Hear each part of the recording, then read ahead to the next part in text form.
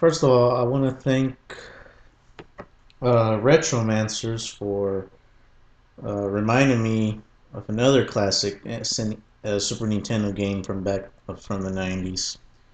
And that video game is Teenage Mutant Ninja Turtles, Turtles in Time. Now, if you really wanted to enjoy this game, you had to be a fan of the Teenage Mutant Ninja Turtles. The cartoons, the the movies, um, because if you just went into the video game itself, you wouldn't have any idea of who the characters were or the plot, who Shredder was, who Toka and Razor were, or Rock and Bebop. I mean, you had to get a look at the cartoon and the videos to figure out what was going on.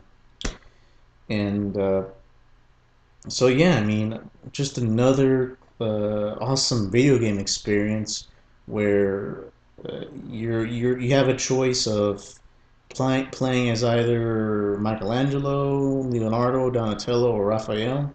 You can do two players, but I think the biggest challenge was doing it by yourself. Though it was easier to do it with two players, especially in hard mode. I was never able to beat the game in hard mode by myself. I had to get my friend to help me finish it. Um, but yeah, I mean, the introduction after the logo, I forgot who produced it, but anyway, you had the fantastic introduction where the turtles come out of the sewer, and the theme playing in the background got your blood pumping, your adrenaline going. And when you started the game, you started with Big Apple, 3 a.m. And the minute you saw the context of the background, the music, that's another thing too about this game was the music, which I'll talk about as I progress through this. Anyway, Big Apple. I mean, you just got into it. You started just playing with the controllers. You were kicking the foot soldiers' butts.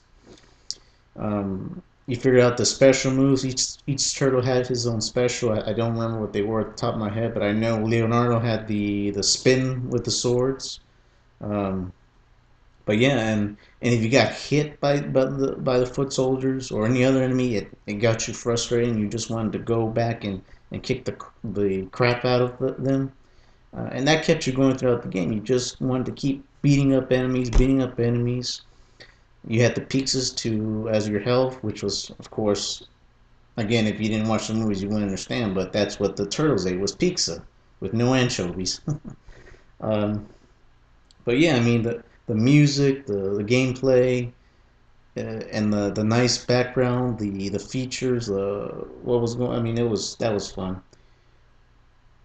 And and of course, when you were fighting the enemy, you had several options to kill them. You could keep hitting them until they poofed. You could throw them. You can body slam them. Choom, choom, choom. And that was my favorite part because if there were any enemies nearby, you can kill them in a heartbeat. So that was awesome. Then you had the accessories, and not just with Big Apple. I mean, Big Apple got you on the map. It got your mind going. But then you got to Alley Cat Blues, Sewer Surf. It's as the game progressed, the enemies got harder, but there were more power ups, if you can put it that way. You had the power up where you can spin around and kill enemies in your way in an instant. You had the drums that when you hit them, it was a ticking time bomb, and any enemies that are nearby were just annihilated immediately.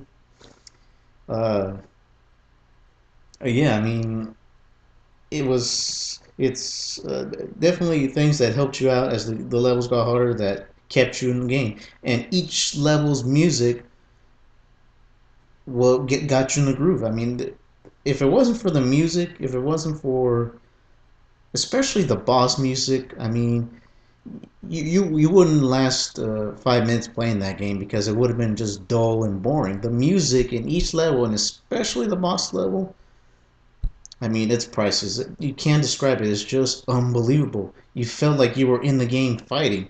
Uh, to me, my favorite one in particular was the first battle with Shredder, where you thought when you beat him the game was over, but no, you went to this. new phase where you're time traveling. But the first boss battle, with Shredder looking at you, controlling you, and you were there on screen, that was just amazing. I mean, I would do anything to relive that moment from the '90s playing that game. It was just awesome. And of course, you had the funny moments. That was when you got hurt. Probably everybody's favorite one was when the turtles got their toe hit. They were like, my toe, where, where?"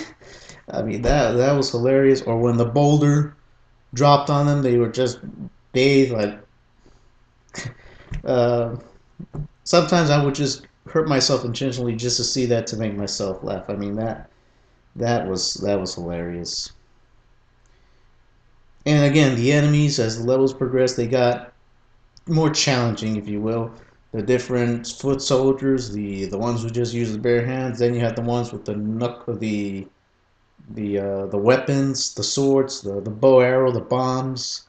Then you had those football look like heavy set dudes that came charging at you. Those were very annoying, but like I said, the more annoying you got, the more you wanted to beat the crap out of them.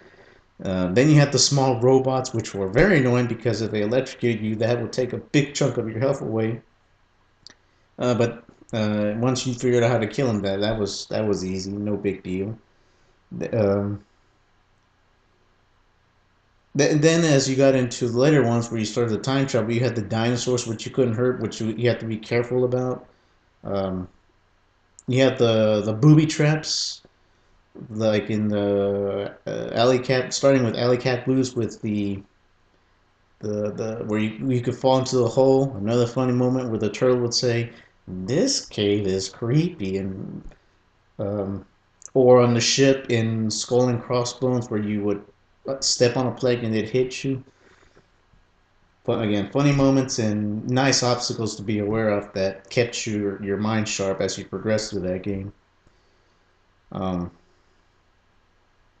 the bosses were it started off easy and they just got rather challenging. I mean, the bosses in Big Apple and in Alley Caboose were fairly easy, no problem. Just watch their attacks.